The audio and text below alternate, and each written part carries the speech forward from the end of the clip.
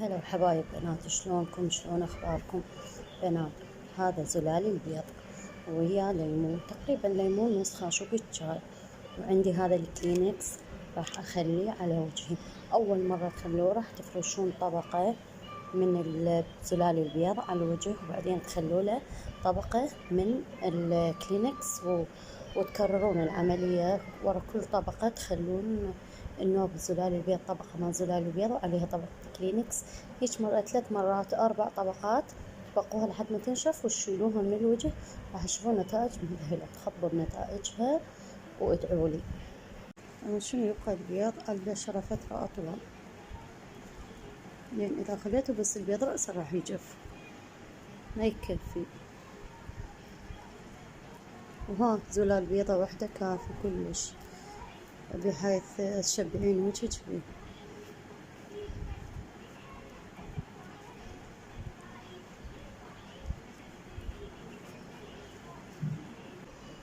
ما أقولكم شو بيه فوائد للبشرة، فوائد